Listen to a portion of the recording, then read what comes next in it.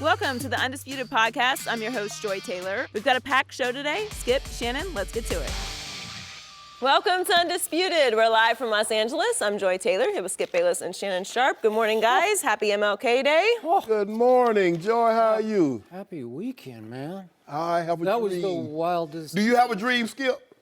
Well, I was just talking about the weekend. Oh, okay. You want to talk about Dr. King? We can talk about Dr. King. Go ahead. Nah, it was. I mean, It started on Monday, Skip. I didn't think anything could top Monday, but the Vikes might have did it. What happened Monday? You know what happened on Monday. That was Same amateur. thing. Those Same are the thing. amateurs. Skip, why you They're do that? gone. It's over. Now, see, if On to the pros. Baker Mayfield had done that very thing against St. Nick, you might have could have gone to heaven that night. He would have. That is true. I think Case Keenum went to heaven last night. He did. That was unbelievable. Yeah. Game. Happy Dr. King MLK Day. Yes, happy MLK Day, everyone. Way to go. Let's get started. Let's talk about Case Keenum. We have to start with that great finish. The Saints came from 17 points down to take the lead late in the fourth quarter on a Drew Brees touchdown pass to Alvin Kamara. Both teams then traded field goals, and New Orleans had the lead with under 30 seconds left. But Case Keenum then hit Stephon Diggs for one of the most unbelievable plays ever, a 61-yard walk-off touchdown. Saints safety Marcus Williams had a chance to make the play, but he completely missed Diggs. It was the first walk-off touchdown in the fourth quarter of NFL playoff history. Let's take a listen to both teams after the game. I can't even explain it, man. I mean, we were definitely in desperation mode. Just tried to give my guy a chance, and Diggs made a heck of a play. Made a lot of plays today. You got to give our guys credit, man. We fought to the very end, and that's special, man. That's one of the most special times of my life. They count us out all the time. Nobody think we could do it. This game was over. I don't stop playing till the clock hits 0. Man, it was just my play to make. Ball was in the air. I didn't go attack it. And came down, made a great play, and that's on me. I just gotta be that guy and go up and get the ball. As a safety back there, you gotta be the eraser, and that was my job. The last play of the game, you gotta go do it, and you gotta save the game. Shannon, what happened?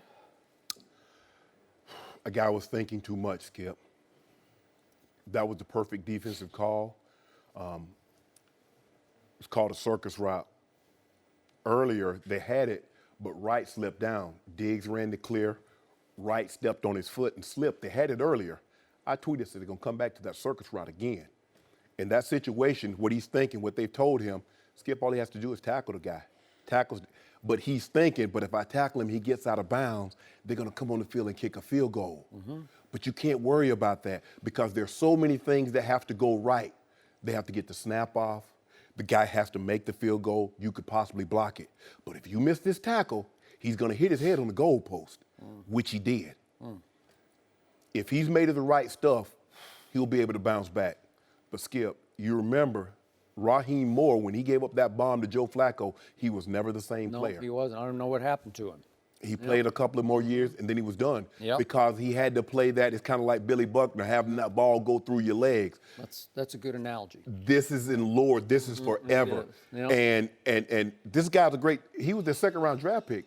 Marshawn Lattimore was number 1. He's going to the Pro Bowl. So the Saints really hit it big with these two guys because they played really, really well, Skip. But what happened is that he hesitated. At no point in time in the history since he's been playing football, even they ever told him to make a tackle like that. He hit exactly what he was looking at, the ground. Head down, butt up in the air. Head up, butt down. That's the way you make a tackle. Skip, he got caught in between. Give Diggs high pointing the ball, staying on his feet, because he could have been content, like I got the ball, could have fallen down. A lot of things could have gone. Time runs out. Put his hand down, and he took off to the races. The defensive call was great. The execution was terrible. I thought Pat Shurmur did a great job calling Case Keenum's ball game early on, Skip.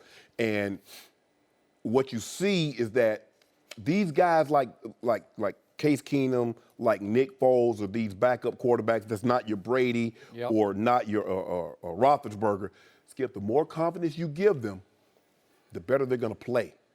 They let him get out to 7-0, 10, 17, and now he's really, really comfortable. Now you got to scratch and claw to climb your way back into the ball game.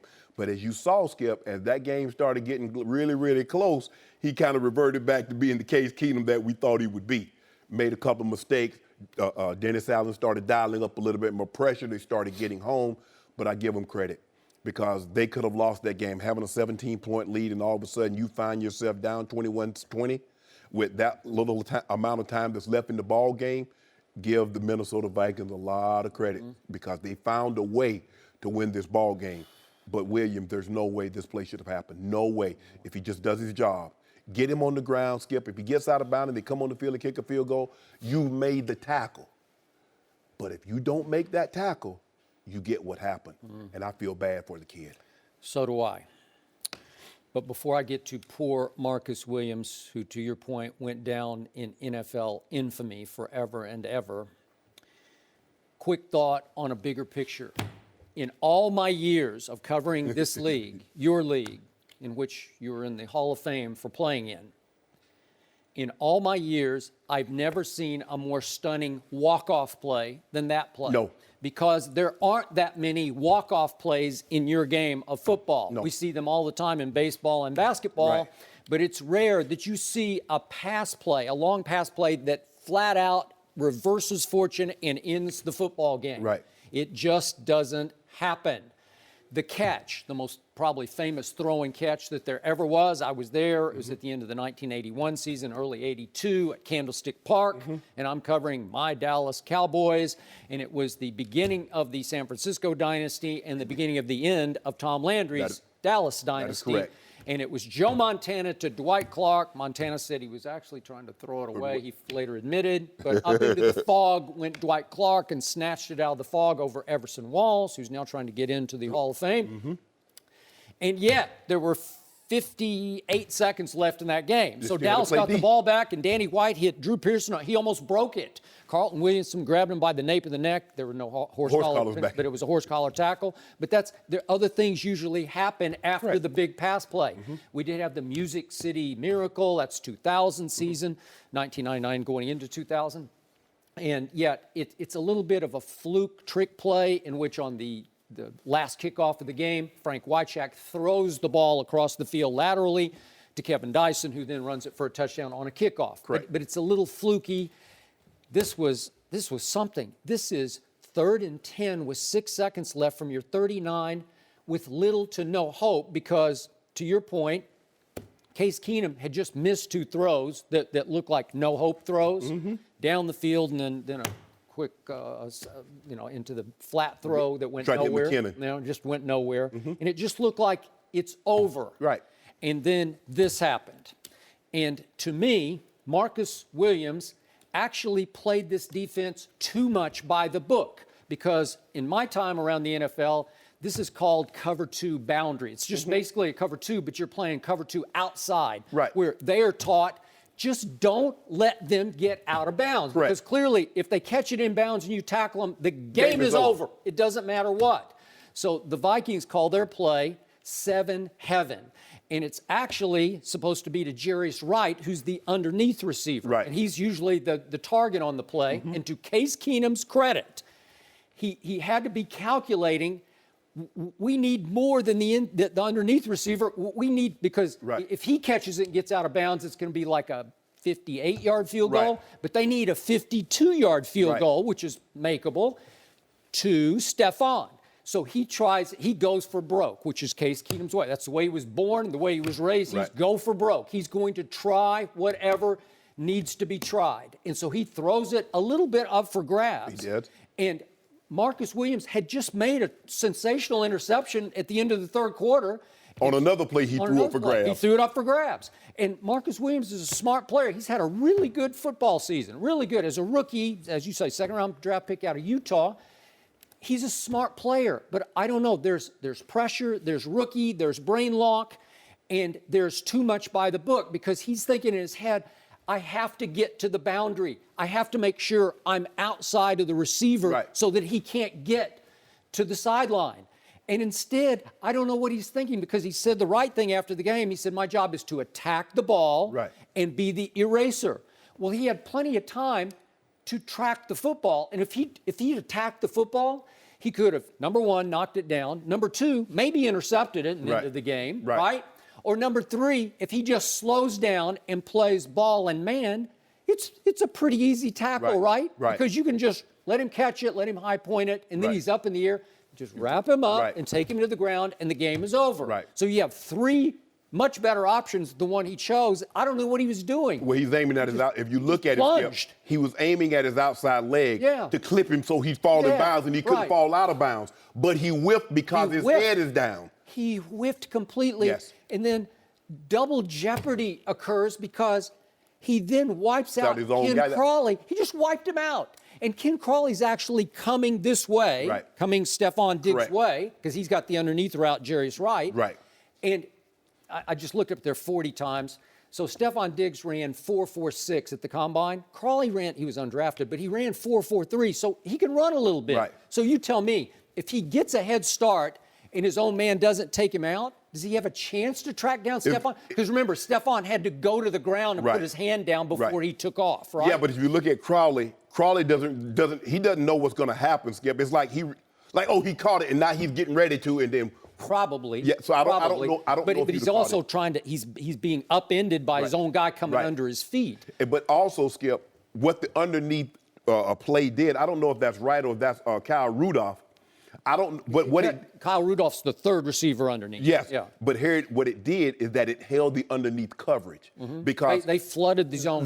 So what you do, you got one guy flat, then you got the seven the circus right in behind him, and then you got a clear that's going even deeper. What Kyle Rudolph was able to do was hold the underneath that he couldn't get up. Because if Kyle Rudolph doesn't run that guy's taught to keep sinking. So he's going to be up under the throw.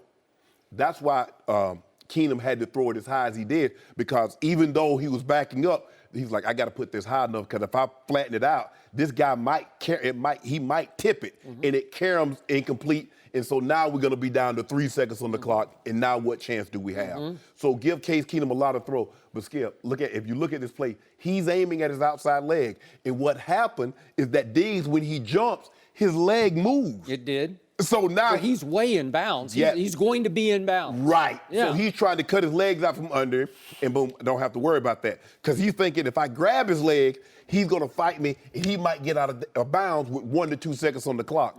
But Skip, I don't care. They still have to get the snap correct. They still got to get the hold correct. They do. He got to make the field goal. So there's 3 things that have to go right in order for you to lose the game, as opposed to one thing that you do wrong will cost this team a victory. And that's what happened. So as sorry as I do feel for young Marcus Williams, I also feel sorry for old Drew Brees. And I believe, if I'm not mistaken, today is his birthday, right? Yep. So happy birthday, I guess, Drew. I don't know. You don't want no happy birthday today. today. Happy anything today, right? No. So 39 years old, and he has now fallen to 1-5 on the road in playoffs. And as I brought up last week, he's lost on the road to Rex Grossman and Alex Smith and Matt Hasselbeck, and now to Case Keenum. That doesn't look great on your legacy, right? No. It doesn't look great. Again, is he going to be in the Hall of Fame? Absolutely. I'm pretty sure he's going to be in the Hall of Fame. But the point is, as shaky as Drew Brees was in the first half with 2 interceptions, I think he played his all-time best second half of any playoff game, home or road, in the second half. Because against the number 1 ranked defense in that Thunderdome up in Minneapolis, to go 17 for 22 in the second half for 177 yards, 3 touchdowns, and no picks, and bring them back from 17-0 down to in position to win the game, look like they had won the game, that's pretty great. So I'm going to take him off the hook. He erased the first half with his second half play. Well, when you're looking at Skip, and they've been a predominantly running team, and what makes them so special is that because they have Kamara and Ingram that can run the football, their number 2 option is Drew Brees. Think about that. We're saying the number 2 option is Drew Brees. So when they shut off the running game, that played into New Orleans' hands, because you're talking about a guy that has 3 of the 4 greatest completion percentage seasons in NFL history. He also has 5 5,000-yard passing seasons. So we know what he represents throwing the football.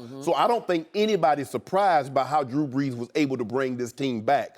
But normally, Skip, we know the momentum of a ball game changes. It doesn't change as much in the playoffs. And further you go in the playoff, the less the momentum change. We see regular season games, the momentum goes back and forth, back and forth. If you look at it, Minnesota had the momentum in the first half. Saints really had nothing. Nothing. And then all of a sudden, the Saints got it, and it seems like there was nothing Minnesota could do either offensively or defensively to quell it. And then the next thing you know, just like, as bad as how are they winning this game? Especially with this kind of time that's on the clock. There's only 25 seconds on the clock. It's over now. Yep. And boom. Boom. One play. So, we have gone back and forth for several weeks about Case Keenum, and I keep telling you, I don't consider him a backup quarterback because he started too many games for the Texans and now for the Vikings.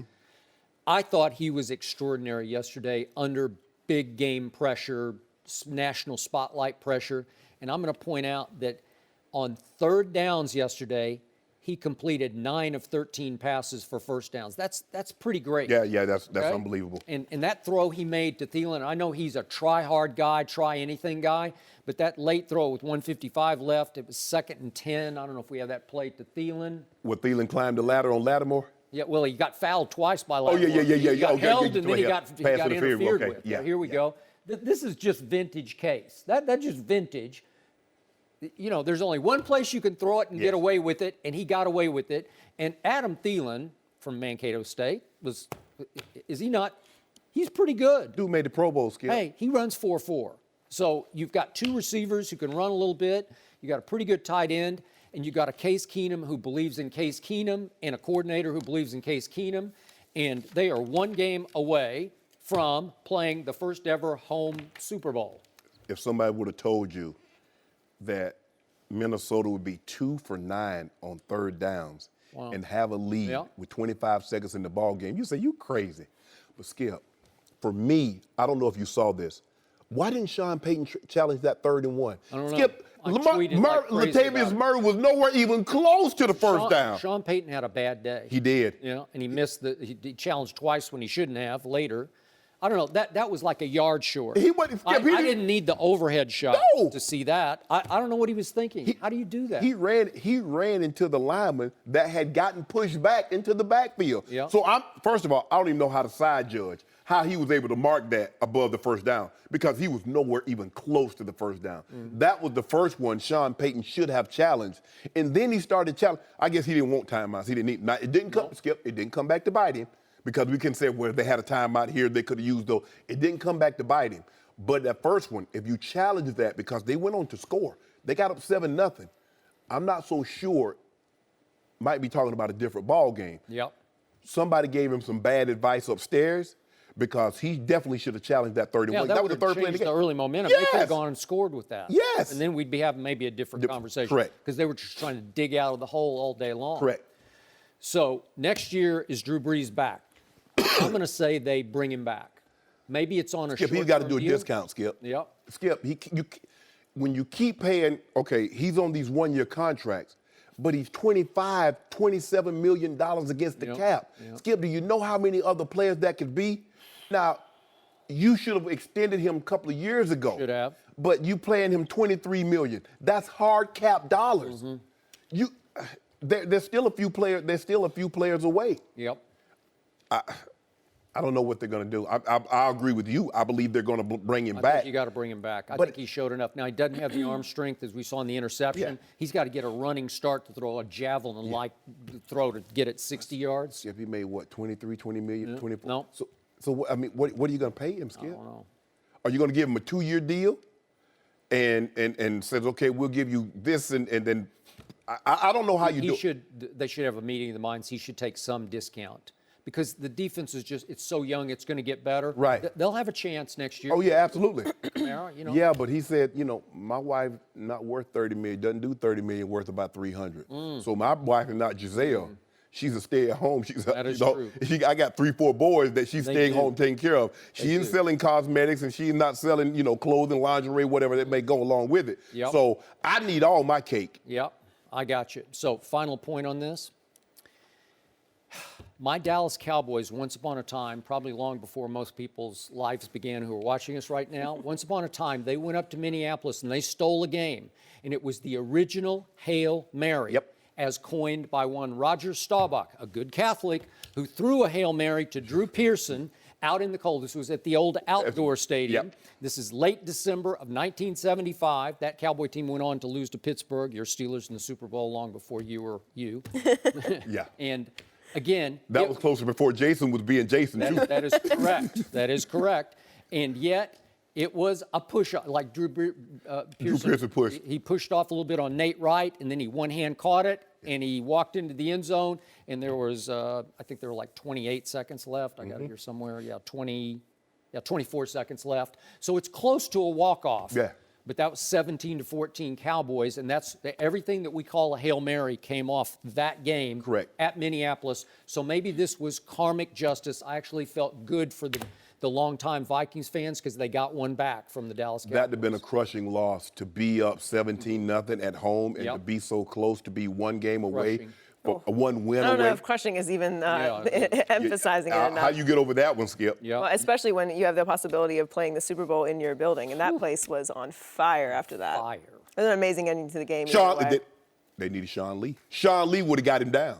You know Sean Lee don't miss no tackles, Joy Taylor. Right. You know what? He would have been all over that because he can cover as well. Diggs wouldn't have made it down there? Don't do that, Skip. Yeah. Well, how about your offense? Where we know your boy wouldn't have made that throw. Hey, just give me a Diggs and give me a Thielen, and I'll be okay. Whoa! Just give me one of them. No. You It's got always Dez. about the Cowboys You somehow. got Dez. Who deserves the blame for the Steelers' shocking loss? We'll discuss that next. No mercy.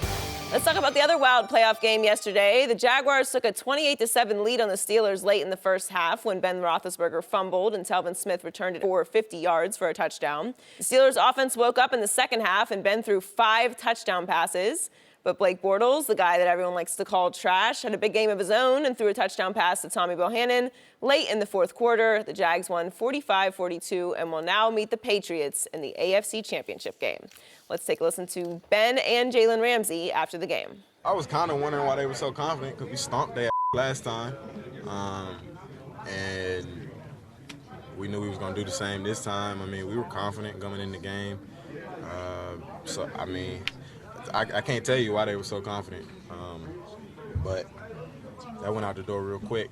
You would have been told you're going to get 42 points, put that on the board, but would you have thought that was going to be enough against Jacksonville this afternoon? It doesn't matter when you give them 14 more. That's on me, and I'll take full blame for those points and that loss because you can't put your defense in that situation. Ben's taking the blame, but Shannon, who do you think deserves the most blame for the Steelers? There's a lot of blame to go around, Skip Bayless. I'm going to give 65% to the defense. 65. Okay. I'm going to give 25 to the coach, Mike Tomlin. All right. And I'm going to give the other 10 to Ben. Skip, this is why I've had no confidence in the Steelers in the last 7-8 years, because their defense is the weak link. This is not the Steelers that you mentioned earlier in the 70s.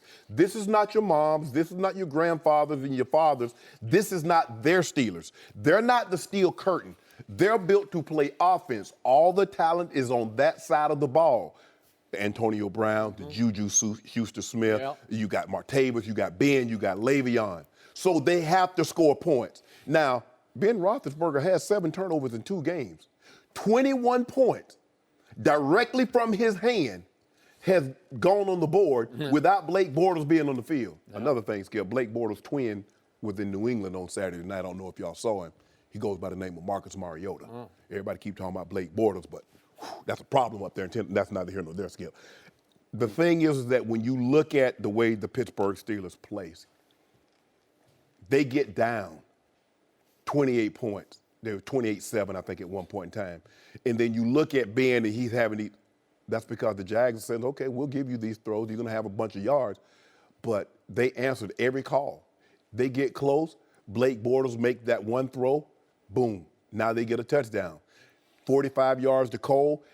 And that's what you're going to have, Skip. And I said this since about week 8, 9. I said in the AFC, the only team that's constructed to beat the New England Patriots is the Jags because of their defense. The question that I have, the odds makers have that too because they're 9.5-point underdogs in New England. Can he make those 4 or 5 throws that he made yesterday? Can he make those again in New England? knowing that you're one game away from the Super Bowl. Skip, he made a couple of throws that got him first downs. He made a big throw that got him a touchdown on the fullback F2 split because they're running the ball so well. These linebackers got to honor. They got to honor Leonard Fournette. So what did the fullback do? He comes up, fake like he's going to block one of them, right down the hole. We call that fullback F2 split. They're going to split the side. He's going to go up the middle, boom, drop the ball. Then, Skip, can you get another 1 or 2 first downs when you're backed up in your own territory? And what we mean by those first downs, Skip, they might not lead to points, but what it allows you to do is flip the field position battle. So instead of punting the ball from your end zone or your back end zone line and Tom Brady getting the ball at the 50, can you get 2 first downs and not punt the ball and make Tom Brady has to go 80 yards in order to get a touchdown? You keep giving him 40 and 50 yards, he's going to break you. Mm-hmm. There's enough blame to go around. Skip, Mike Tomlin, this is what helped me understand. With 2:18 on the clock, 7-point ball game, you onside kick it? So I just want to make sure I'm hearing you correctly. You don't have enough confidence that if you kick the ball out of the end zone and they're going to go 75 yards, you don't have confidence in them there. But that's what he said. Hold on. But you onside, in the military, they have something called CDA, collateral damage assessment. Skip, if you don't get this ball, what then? Because if you can't stop them from going 75, what makes you think you're going to stop them from going 10? Skip, they got the ball in 36. They went 9 yards, so now they're kicking a 45-yard field goal. Huh? Now, since Mike Tomlin's been there, they've recovered 1 onside kick. That was in 2007. If I'm not mistaken, I think that might be the first year Mike Tomlin took over as head coach. So that's what you're telling me. 1 for 20, including yesterday. That's what their percentages are. In football, coaches say, "Hey, we play percentages." So now So going into that, you're 1 for 19. Your defense hasn't stopped them. But now all of a sudden, you within 7. Your defense is going to hold them. Skip, they went 9 yards within field goal range. Let's say for the sake of argument, they only go, let's just say they get 2 first downs. 2 first downs, that's not in field goal range. They're going to need at least 4 first downs to get in field goal range, Skip. That's why I got to put some of this at his feet because, and also, if I'm not mistaken, Mike Tomlin's the defensive coordinator. Now, if that's the way you cut your teeth, why is your defense so porous? Great question. Now, Ben, you have to bear some culpability because, again, you're turning the ball over. You're putting and when your defense is the weak link, you can ill afford to put them on the field any more than they need to be there. Remember, we talked about this with your Cowboys, Skip. They're already poor, so you don't want them playing any more than they absolutely have to. I would like for my defense to come on the field after we score a touchdown, not before. I don't want them to be on the field, Skip, because we turned the ball over and we're going to have to defend the short field because we know that's not what they represent. And for all these guys to be doing all this, I never understood it, Skip, because when you look at the Jags and you look at the way they're built defensively, they built for the long haul. They built for real. And all these guys, it's reported that Mike Mitchell's standing outside the locker room. Y'all going to know my name. Dude, do you know what you represent? You're not the Legion of Boom. You're not Earl Thomas. You're not on one of these top 5 defenses. And you're doing all this talking. Man, boy, they lit them up. You see Malik Jackson, say Jarrell Casey. This is who they are. Now, I'm telling you. Now, if Blake Bortles can do exactly what I don't need him to do anymore. I don't need 300 from him. If he can do exactly what he did yesterday, Skip Bayless, they will beat the Patriots on Sunday. You just said a mouthful. But before we address the Patriots, I'm going to address the Steelers. On Friday, I did pick the Jaguars to pull off the upset at Pittsburgh. And I told you that Blake Bortles would play well enough to beat Pittsburgh. But if you had told me on Friday that Pittsburgh would score 42 points and that Big Ben would throw for 469 and that they would total, 545 yards, I would have laughed at my prediction and said, I lost that one badly. Like I might have lost that by 30, right? Because I thought it would be fairly low scoring in the cold in Pittsburgh. Right. And it was quite the opposite. So just a quick thought on Blake Bortles because I spent all last week, I'm not a huge fan of his, but he deserves somebody to defend him, on this show at least, because he's not that bad. He's not a punchline. He's not Mariota. The word that got uttered on this show by somebody, not you, was trash. He's not trash. I got to tell you, you can't be trash and throw 21 touchdowns to 13 interceptions during the regular season. You can't be trash and have a QBR for the whole regular season of 56, which is 0 to 100, slightly above average, and better than Mariota's QBR and Kirk Cousins and Eli and Cam and Andy Dalton. I can go on and on. There were 6 or 8 down there who were pretty good quarterbacks, and he was a little better. Is he great? No, he's not great. Doesn't have to be. No, he doesn't have to be. But he threw for 214 yards, albeit against a troubled, flawed defense. But 214 was good enough. And his QBR of the 8 quarterbacks who played over the weekend was 90 for this game. So he led the whole weekend. Of all the 8 quarterbacks, including Tom Brady, who had an 83 QBR against Tennessee, 90 QBR? Well, that's plenty good enough to win this game. And the throw that you mentioned to Cole for 45 yards, that was a big throw in this game. And then it was an easy throw to Bohannon, but you can't choke, man. No. It's like the Jackie Smith throw from Roger Staubach in the Super Bowl where he's just wide open. You can't short arm it. You got to get it to him, and he's got to catch it. And they pulled it off. On offense, they did plenty enough with help from Ben, because he gave them 7 straight, just a flat-out 7 on the scoop and score, and then he gave them a short field off the first interception by Miles Jack. So, back to the Steelers. I haven't loved them all year because they just felt troubled to me. Like something was wrong, something was amiss, something was always off from day one of this season. There was too much drama. There was this going on, Antonio versus Ben. Now it's Ben versus Todd Haley, according to the NFL Network. They're do not invite him, so they don't even speak. Now it's Le'Veon. We're going to retire. Le'Veon's going to retire, really? And then Mike Tomlin broke coaching rule number 1.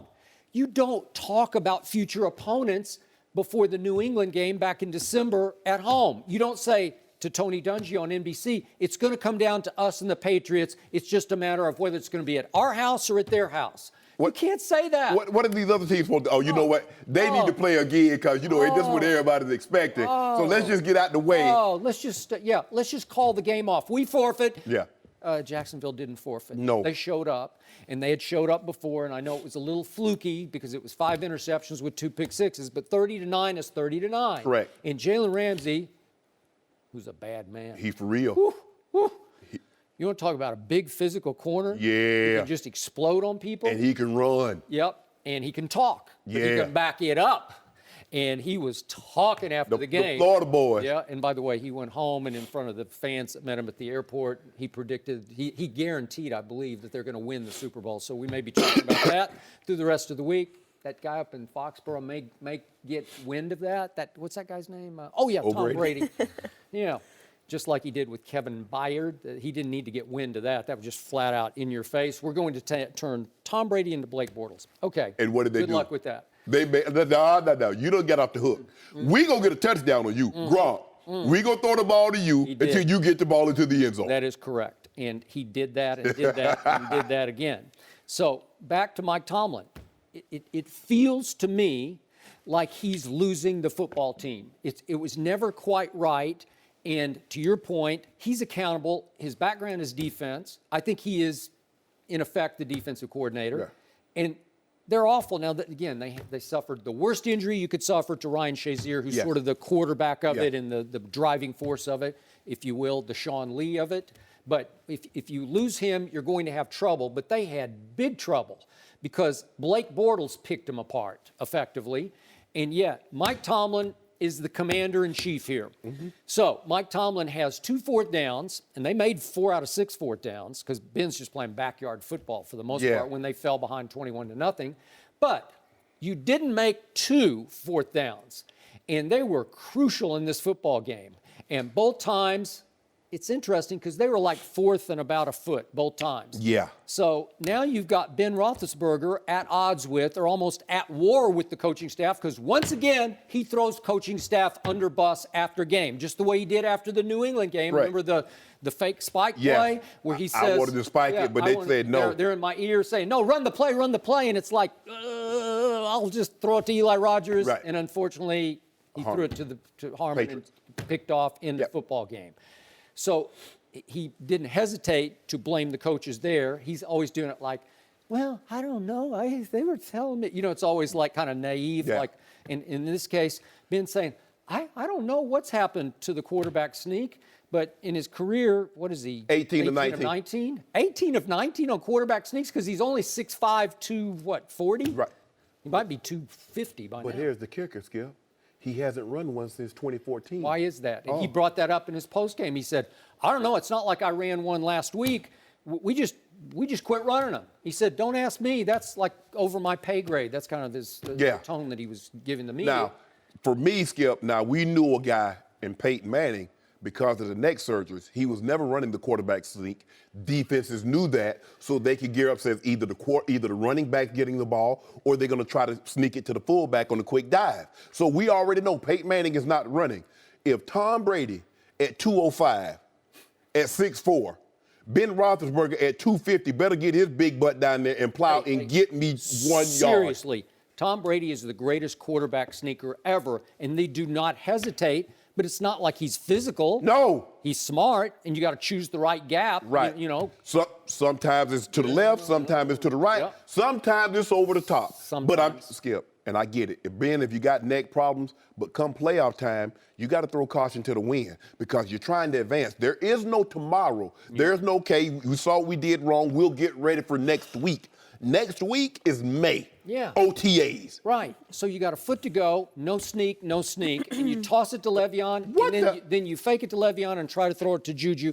And again, Boye did grab a little jersey and hold him, but still, it was just a misfire. It's off the hands. The percentages, Skip, but even the ones... Just get the first down. Even the ones they completed. Martavis, okay, 4th and 11, Skip, okay, you got to take a chance. Okay, I get that. I get the 4th and 11. But Skip, on 4th and 5, you throw to Antonio Brown. Antonio Brown made the hardest catch you can make for a receiver because it's over the shoulder. Not only do you got to pick the ball up and track it, he caught the ball 2 feet off the ground. So you got to track it all the way down like this, Skip. It was unbelievable. And Boye's holding him all the way down the field. All the way. So those are very low percentage plays that you got rewarded with. Did. Yep, I would agree. And then finally, to your point, 2:18 is left in the game, and you're onside kicking, and then, of course, you botch it. That's terrible. Yeah, it's just terrible. So not only do you miss it, it hits your guy, so he gets 5 extra yards, so they're getting the ball on the 36. Yeah. So you didn't think you could stop them if they kicked the ball, if they got the ball at 25, but you felt, oh, yeah, we're going to bunker down now. Yeah. So now all of a sudden you got Joe Green, Jack Lambert, LC, you got all those, Mel Blunt. Now you got those guys. That makes no sense to me. Hey, I like Mike Tomlin very much personally. I love it. I don't know about this. I don't know. This seems really shaky to me. Thin ice. An all-time meltdown by that defense. It'll be very interesting to see how the Steelers look next year. Yeah, they not. I mean, well, Ben might retire. Yeah, he said he's coming back. But you know how they've been, Le'Veon Bell, I'm missing my family, my boys growing up, and it's getting hard. A lot of things might be moving around. No mercy. The Eagles' offense was not great with Nick Foles on Saturday, but it was good enough for a 15-10 win over the Falcons. Foles led the Eagles on 2 long field goal drives in the second half for the win. Atlanta had a chance to take the lead in the fourth quarter, but Matt Ryan threw an incompletion to Julio Jones in the end zone on 4th down. The Eagles will host the NFC Championship game next Sunday on Fox.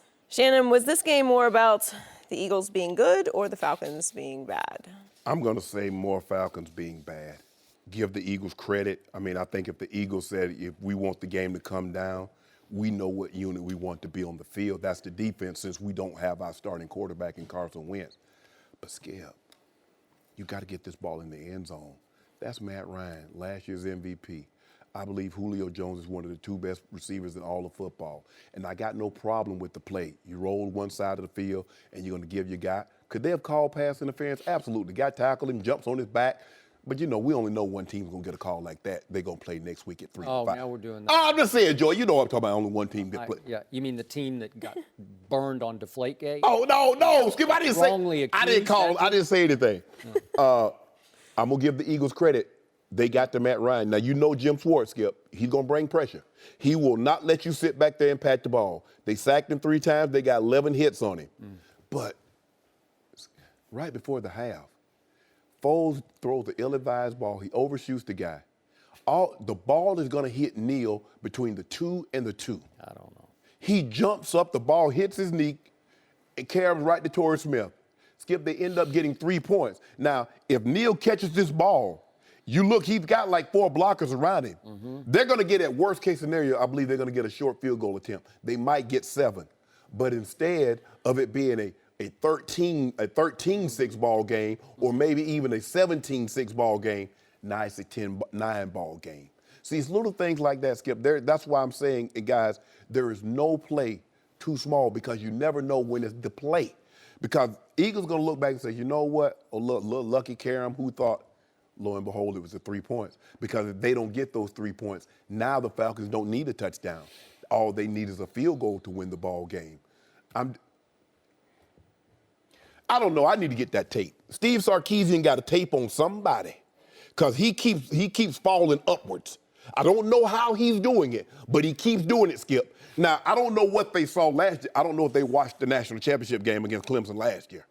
But how he goes from being Alabama's offensive coordinator to being a coordinator in the offensive coordinator in the NFL. Brian Daboll, he was a little tight end coach in New England. He comes in, boom, they win the national championship. Now he gone. See what old Coach Saban do? He get ready. He get ready to get promotions. He'll get your promotion. Daboll's from Buffalo. He went home. He just went home, and he'd had enough of Coach Saban. Hold on. No. You know it? I know. First of all, Skip. He wears people out. out. He's from Buffalo.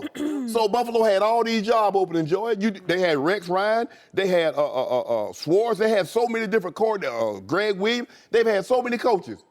But they never wanted Brian Daboll. But all of a sudden, he was on Coach Belichick's staff 2 years ago when they won a championship. I mean, he just been winning championship after championship, Super Bowl. It wasn't until he got with old St. Nick, they said, come on. We know you were a winner now. But that's neither here nor there. Let's leave St. Nick be. We've talked enough about Atlanta, I don't know what they have to do, Skip. They're too talented offensively to have it go out like this.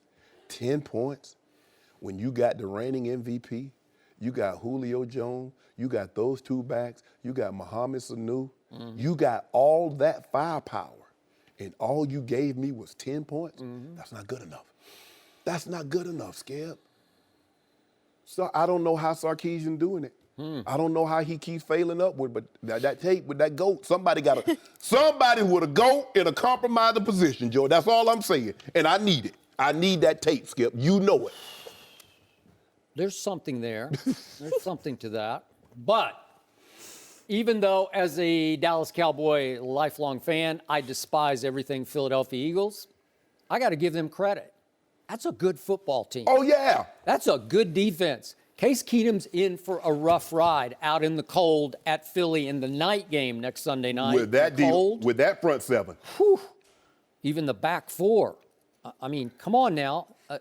Malcolm Jenkins is no joke. Yeah. He was leading the Colin Kaepernick movement, but he's a baller. He's a man. Yeah. You know, like he's not Marcus Williams, the second-round kid out of Utah. Yeah, he's not going to make that play. No. Not that mistake. No. So I admire the Eagles on defense. I admire the way they can run the football, even though your ex-Miami Dolphin fumbled early and nearly cost them the game with that fumble. Reverse momentum. And by the way, speaking of bad breaks, how about the punt that bounds all over everywhere against the wind and hits Eagles and winds up the second turnover? You realize Atlanta got 2 turnovers and had none. You realize they won the turnover battle 2-0 and lost the game 15-10? Yeah. That's even worse. Yes. So I respect the Eagles. I told you on Friday, I picked the Eagles as a home underdog. Now they're again a home underdog by 3.5. Vegas still not convinced. They're not convinced. But do I think Nick Foles is great? No. Have I called him Foles Gold before on various shows? Yes, I have.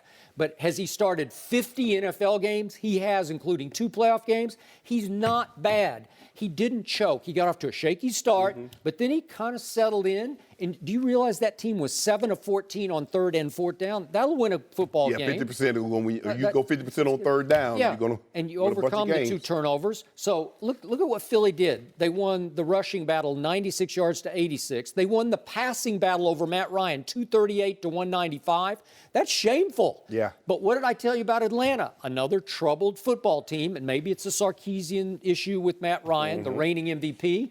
They finished 15th in offense. You got to compute that. You got to let that go inside because that's not fluke. The whole regular season, they ranked 15th. Yeah. That's no good. No. Something's wrong, and something was wrong on this night in this outdoor stadium. Yeah, let Sarkisian go to Seattle. Let him mess their team up. And let Maybe. y'all get y'all a new coordinator. Yeah.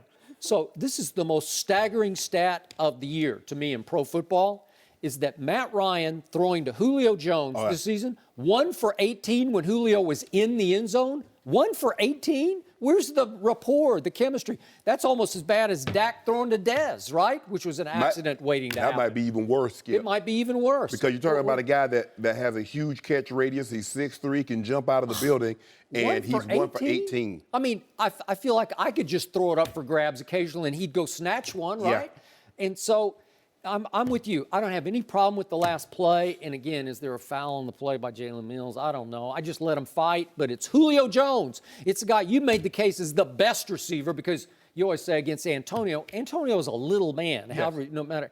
Does he run good routes? Does he have a big heart? Oh, my God. Does he? Oh, yeah. He's a gamer. He's a but fighter. Julio's everything. He's perfect. We couldn't build a better receiver than Julio Jones, except that Matt Ryan keeps rolling and rolling and rolling, and finally he fires it up to Julio, where he's caught that ball like dozens of times in his career.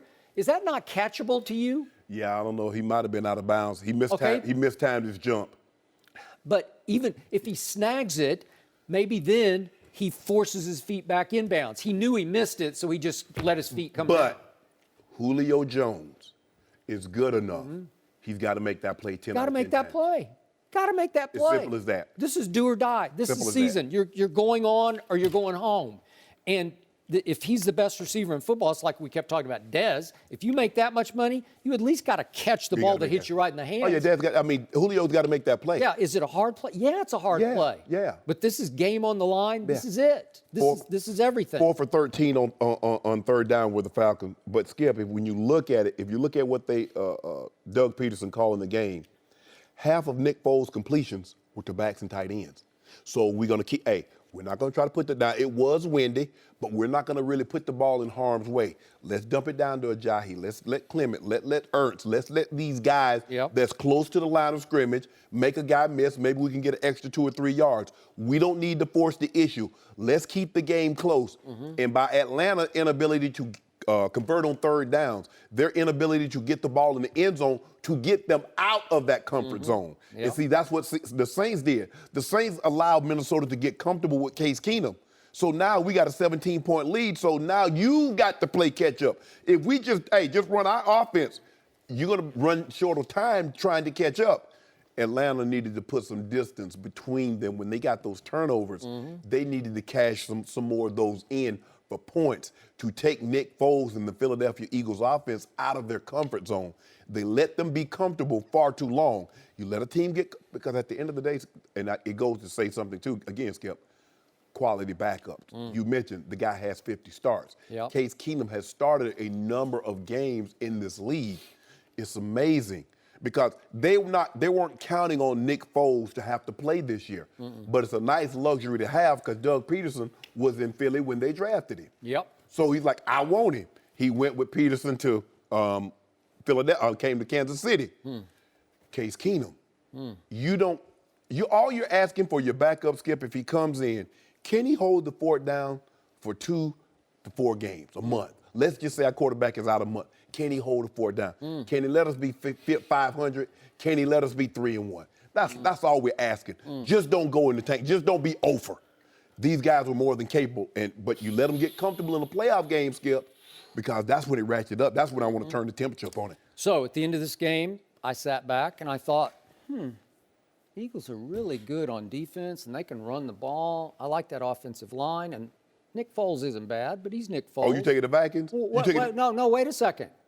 I'm saying, doesn't this undercut the argument of Carson Wentz for MVP? Whoa, don't do this. Skip, don't do that. Skip, don't do that. That's all you needed to know. Skip. This team won without Carson Wentz. Here we go again. Skip, don't do that. He's overrated. Don't do that, Skip. Why you do this every time you try to undermine? I'm not doing anything. Look at what they did. But Dallas got Sean Lee. Now, if we had Sean Lee, your argument would be good. Diluted the argument. First of all, I'm sorry. Way to go, Nick. I appreciate it. How many touchdowns? How many touchdowns did Nick Foles throw in this game? I don't know. You know how many? None. He won 15-10. None. Yeah. Carson Wentz would have probably thrown a couple of picks. What does your restaurant serve? Hot L's and hot doves. Yeah. Fold them both. They don't, oh, here he goes. He's back on it now. This was a cold dub, but it was a dub. Well, you know, speaking of Foles and Carson Wentz being out, the Eagles did not appreciate being underdogs in this game. They're going to be underdogs against the Vikings And they were wearing as the well. underdog mask Yeah. at the end of the game. I'm just trying So to they were getting treated like the Cleveland Browns. A little exaggerated, but anybody? whatever you need to motivate yourself. Jags got 2 playoff wins in 2018. How many Cowboys got since '96, Skip? Remember one of the classic Jaguar wins no, I at know this- Denver? You remember that? Oh, now you want to throw it back on me. You remember deserve that. You brought that up. Yeah, remember that? At Denver. Skip, what was I it, just asked you a 88? simple Should the question. Patriots be scared of the Jaguars? We'll discuss that next. No mercy.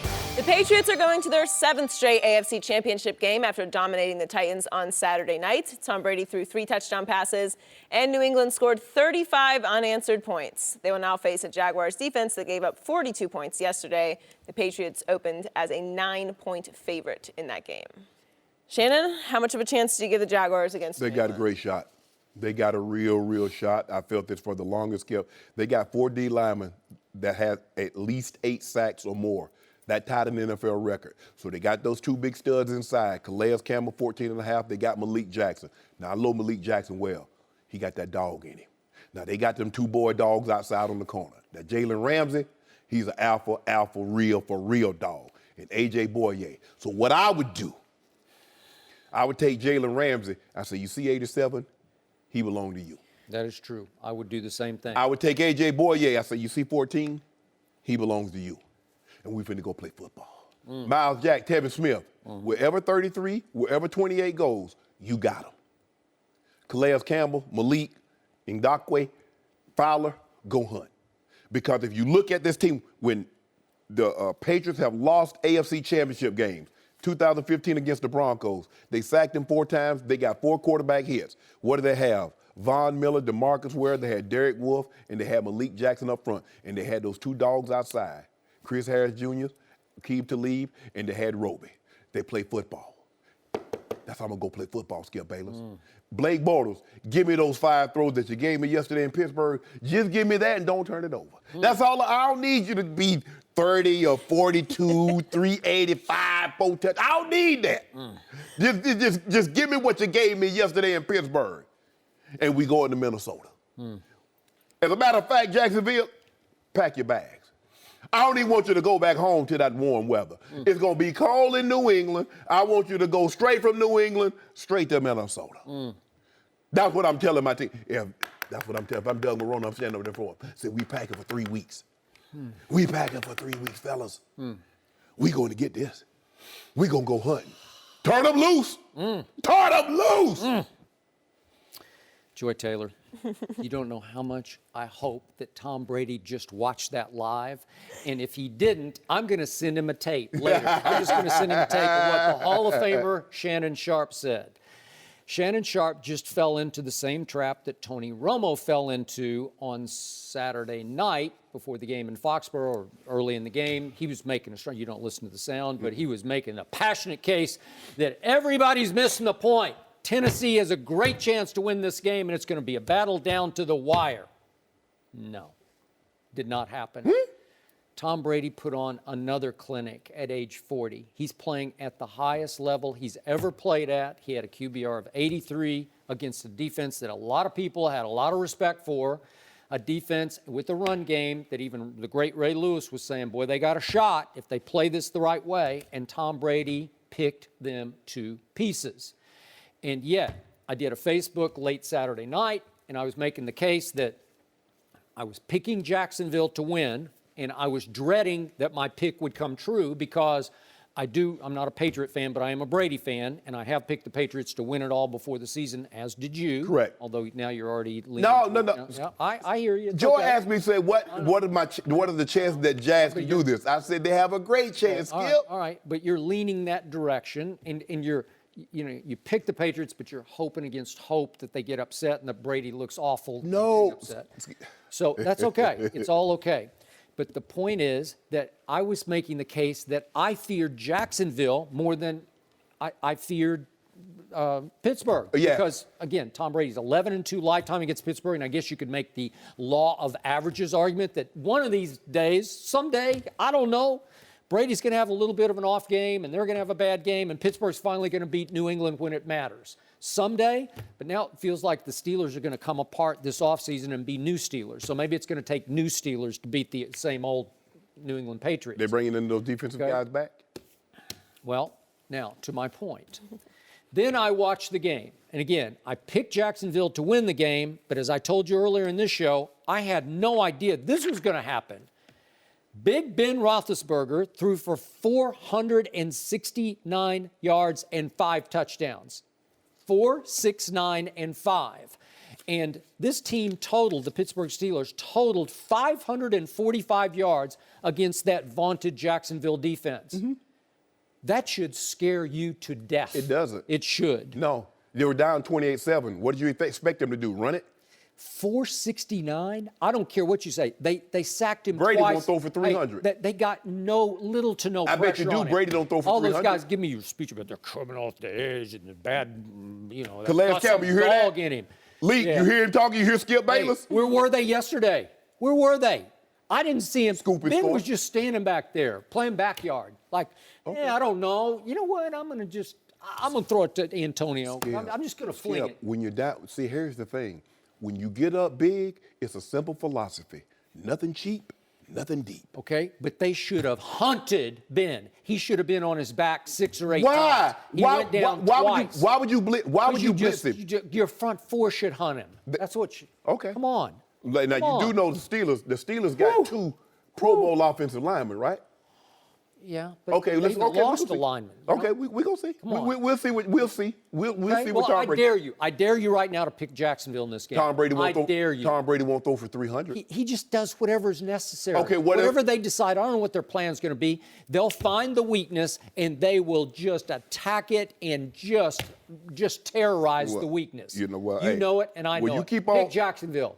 Dare you? Skip, I it's dare Monday. you. I dare It's you. Monday. You saw. You know what you saw. You know what you felt. Let the thing be. Let it percolate. Let it percolate. Yeah. It's percolating in your brain right now that you want to pick Jacksonville. You think they got a great shot.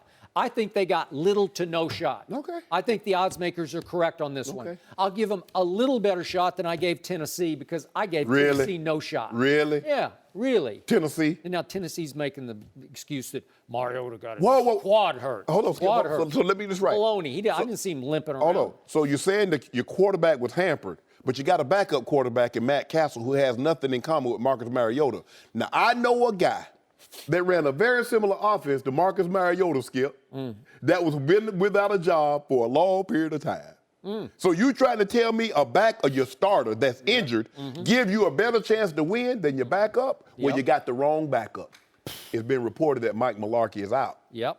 On MLK Day, that's a good point to make, and I agree with you. They got the wrong backup because there was another backup that was readily available, right? Run the same Run the same thing. Do they run zone reads with Marcus Mariota, Skip?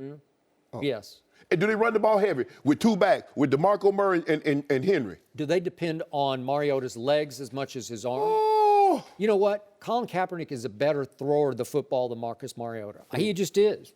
I've watched him. I'm not a big Mariota fan, but I wasn't before the draft. But what they told us, Skip, is that if you bring Cap in, you got to change your entire offense. So tell me that if you bring Matt Castle in, you're going to run the exact same offense for him as you ran for Mariota. So you were willing to make concessions if you wanted the guy to be on your team. But if you don't, you say, well, you got to change the skill. Okay. So Kevin Byard, who had a terrific year as a safety for the Tennessee Titans, made the grave mistake last week of saying we're going to turn Tom Brady into Blake Bortles, and he became Byard because he got his 15 minutes of fame, and now they're sitting home, right? Yeah. So now Jalen Ramsey, who's a much better player, and Kevin Byard's pretty good, but Jalen Ramsey is a flat-out stud. So he has told his fans when they landed last night that he guaranteed they are going to the Super Bowl. Go away. Tom Brady will hear about that, and they will put that on the big bulletin board. We coming. Yeah, okay. Oh, now you're on bandwagon. No. Oh, you're on the Jacksonville bandwagon. Skip, I got to give him that. See, Skip, sometimes you got to give him that battery. You got to give him that jump, Joey. You know, sometimes you just need that spark. Name a fight that's ever started without a spark. Sometimes you got to spark it up. You know, I'm a little under the weather right now, Joe. I went to the doctor, Skip, on Saturday. Did you? Yeah. He told me I can't help you. Dr. He said, I know what's wrong with you, but I can't help you. Now get out of here before I catch it. Woo! I'm sick, Skip. You know, my throat, Joy got me. And he told you you're not sick? You know, he told me I can't help you. I know what's wrong with you, but I can't help you. Now get out of here before I catch it. You didn't get any? I ain't getting nothing. But that's okay. I've never heard of a doctor like that. Yeah, I don't know what kind of doctor he was. But don't Skip, I'm telling you now, Jacksonville's defense is for real. Don't let those skewed stats fool you. I told you last week I was saying it's for real, but then that was my eye test during the regular season, and then I don't know about this. No, Skip. But what I was thinking, I was like, they got the defense. Could Blake Bortles? See, my concern wasn't the defense. My concern was Bortles. Could he make enough throws? Because at the end of the day, you're still going to have to make those throws. If you look at Peyton Manning in that 2015 title game, Skip, he was 17 of 32 for 176, 2 touchdowns, 0 interceptions. But he made the throws that counted. That's what I'm talking about. Yep. And what did that defense do? Turn them loose. They started Turn them loose. They started hunting. Guess what defense was hunting on Saturday night? The Patriots defense. Skip! It had 8 sacks. Jack Conklin tore his ACL. Skip. He was out, but still, 8 sacks by the knowest name defense in the history of no names. I mean, you don't know. Geno Grissom got 2 sacks, and Dietrich Wise got 2. You know these people? Willie McGinnis got a sack. Yeah. Seymour got a sack. Marquise Flowers, not Trey Flowers, the sack leader, but Marquise got a sack. And Ricky Jean-Francois, and then, of course... He's still in the league? Yeah, he's still in the league. And then, of course, the immortal Adam Butler, undrafted rookie out of Vanderbilt. He got a sack. He was disruptive. And he was just Adam sacking Butler. grocery last week. Yet another Vanderbilt product. Stop it, Skip. Starring in the National He Football wasn't no League. star. He was a star. He was a star. He was not a star. By the way, Vanderbilt's the greatest school in America. Everybody knows, but I just wanted to remind everybody. But Skip. Look at this. They had 8 sacks. 8 sacks, right on time. He's bringing this defense to a boil. So in other words, I just want to make sure you hear it because, you know, the Jacksonville, you know, the Jags, they watch this show. So are you saying the Jags defense has no chance against Tom Brady? Is that what you're saying? I'll say little to no chance Jacksonville has to win the football game. Okay. Yeah. Y'all hear that boy yet? You hear that, Ramsey? Yeah. Malik. Yeah. Tom. Calais. Tom, did you hear the Hall of Famer, what he said? You're in trouble. Fowler. You're in trouble. Miles Jack. So you're on the Jacksonville bandwagon now, huh? I'm feeling good. You know what happened, Joy? You know. Pick 'em, I dare you. I dare you. I dare you. Did you know? Henny just came out with a Henny 8. They made 100 bottles with it's 99 for sale because $40,000 a bottle. Oh, be in Jacksonville. I'm gonna be in Jacksonville on Monday. On Monday? Yeah. We gonna celebrate. Saxonville, you're gonna have 8 sacks for Tom Brady, right? Ain't no telling. What are you predicting? We gonna have what we 10 need to sacks? get him. Oh my God. I picked the Patriots. I'm not going yet. Skip, I just want to hear them talk. I want to hear how they talk during the course of the week. Oh, okay. No mercy. The Lakers have won 4 in a row, but they are still full of drama. ESPN's Brian Windhorst reported on Friday that the Lakers do not fully support Luke Walton, and they could possibly replace him with former Grizzlies coach David Fizdale. This comes after LeVar Ball said the team does not want to play for Walton. On Saturday, Magic Johnson tweeted his support for the coach, and Jeannie Buss tweeted this picture of herself with Walton and GM Rob Pelinka and said, "On my way to Memphis for the Lakers game, dinner with Rob and Luke tomorrow night, barbecue. Hashtag in Luke we trust." Woo. Love some good barbecue. Skip? Where they get that out here? Skip knows about barbecue. Skip, what's going on here? Unfortunately, I grew up. I ate it every night of my life until I was 18 years of age, and I don't want any more. Thank you very much. Come on, Skip. Done. Understood. Yeah. You from the Southwest and don't like barbecue. I don't know. It's a long story. I'll tell you it later. This Lakers soap opera, it's getting soapier because this is about to reach a boiling point. Yep. So this is coming from one Brian Windhorst, a friend of mine from ESPN who knows the NBA. And he especially knows all things LeBron James because he's covered LeBron since he was like in 8th grade. And LeBron has publicly cited, Brian, nobody knows more about my background than Brian Windhorst. So I quote Brian Windhorst as saying, whatever you want to say about LeVar Ball, he smoked out the fact that the Lakers do not support Luke Walton. I've said on this show, I'm not the biggest Luke fan. I don't love the way he's coached this team so far. Obviously, I'm a Lonzo fan, so maybe I'm a little biased in my perspective. I'll be the first to admit. But Mr. Windhorst is saying that he has spoken to many people around the NBA, from coaches to executives to just insiders. And again, he keeps hearing open conversation about wonder who the Lakers are going to hire to replace Luke Walton. And the name that keeps popping up is one David Fizdale. You know Fizz from those years in Miami. LeBron obviously knows Fizz from his 4 years in Miami. I've always been a big fan of Coach Fizdale. I was shocked that he was fired so quickly in Memphis. I didn't think he deserved it, but he got sideways with his star, Marc Gasol. And we both said, wow, that was quick. Yeah. But After making the playoffs. He coached his tail off against my San Antonio Spurs. They took him to 6, and they were nail biters down to the wire each time. So he's on the market. He's from Los Angeles, went to Fremont High School right here in L.A., and I think he'd be a great fit in Los Angeles. And yet, the X factor here, as you point out, Joy, is Jeannie Buss.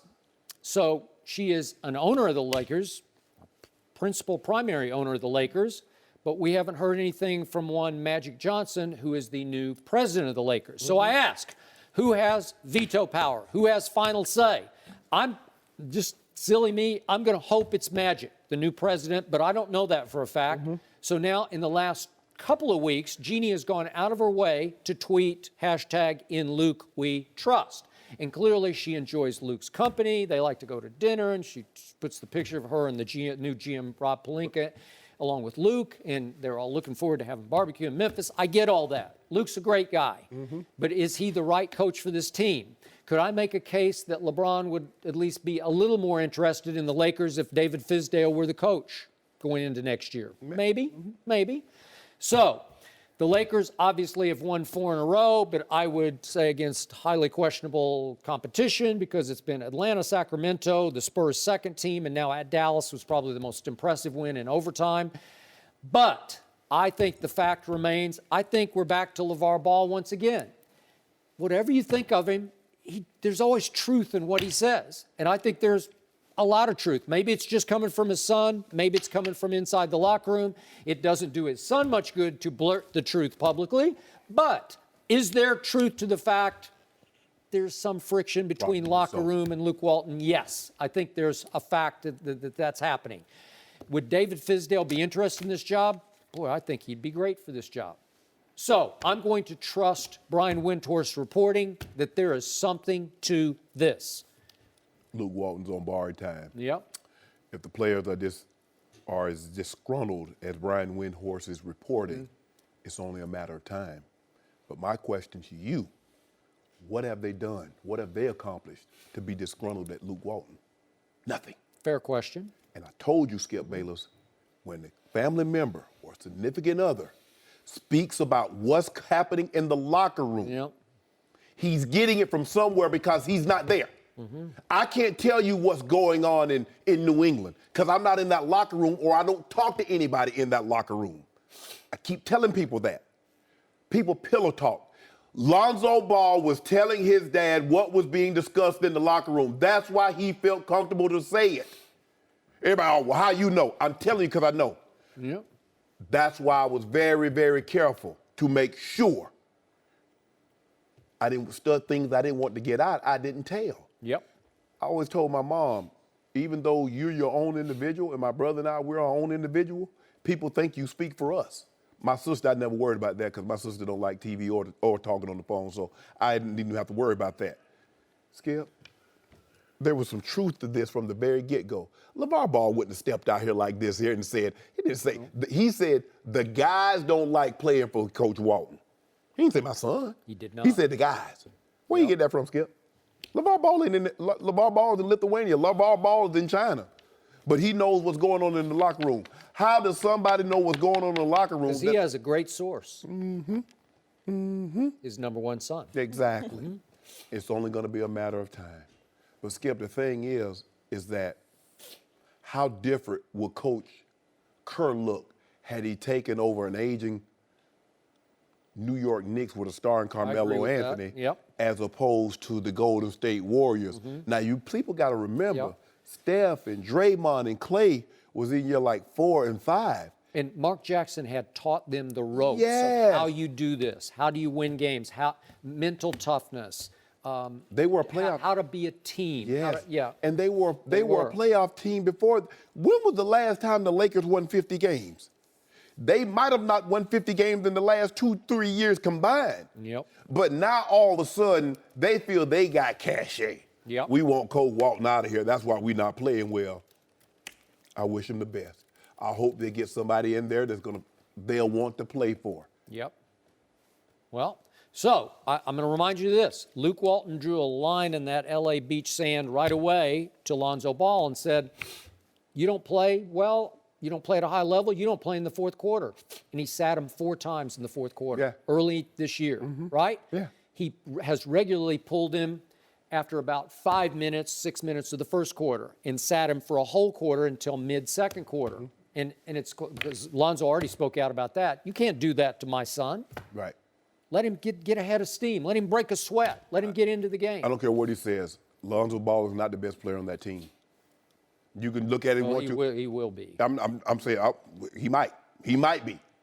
But can you say right now he's the best player on that team? Is he better than Kuzma? Is he better than Ingram? Is he better than Clarkson? Right now. Yeah, I'd say yes, he is. He's better. He plays defense. So you're saying he's disruptive better. on defense. Those other kids don't play any defense. So you're saying he's the best player on that team right now? He's obviously the most gifted player. No, skill. He leads it in rebounding. He leads it in steals. He leads it in defensive efficiency. And obviously he leads it in assists. Is he the best player right now? I ain't talking about gift. I'm not talking about 5 years. I'm saying right now, is he the best player? Yeah. No, he's not, Skip. Yeah, he is. No, he's not. I mean, Kyle Kuzma's had the greenest light, and he seems to be a little bit of a pet project of Luke Walton. You don't think Lonzo had the green light? He was 1 for 7 the other night. You didn't mention that. No, he was 3 of 13. Yeah, but over his last games going into that, the previous 11, he was shooting 41% from 3. Think about so that. He went 1 for 7. And he's still not shooting in the 40 percentile from the field. 10, 7, and 7 is pretty great, as Joy keeps pointing out. That's the threshold of only, 4 other players in the league? And 10, 7, and 7 has gotten me 15 and what? 27. Oh, so that's what that got me? I told you early this year, Lonzo just looked unplugged to me. He looked disinterested. He looked disengaged. Is that because of the coach? I have no idea. Okay, well, how about this here? Is he the best rookie in this draft class right now? No. Oh, okay. Not yet, but he's got a chance. No, but he's right. He's right there with them, and he's not going anywhere because he was Magic Johnson's first big splash. So, Luke Walton, Lonzo Ball. That's I mean, sometimes, that's what happened with your first girlfriend. Sometimes she was your first, and it take a little longer for you to get rid of her joy, but you got to go. Your first date, you held on to it for a while. You've been like, I'm going to get rid of you, but I can't, baby. You my boo. You my first one. We went to the 8th grade dance together. We was Mr. and Mrs. Senior together, but you got to go. But some people marry their high school sweetheart, and it works, You did it. Okay. well, it seems like the romance is What running happened? out with this. By the way, the last 50-win season for the Lakers was 2010, 2011. Skip, 2010-11. I was in my 30s. Okay, maybe not 30s. No mercy. Thanks for listening to the Undisputed Podcast. I'm Joy Taylor. We're back again tomorrow morning at 9:30 Eastern. We'll see you then. Fox Sports 1 of 1.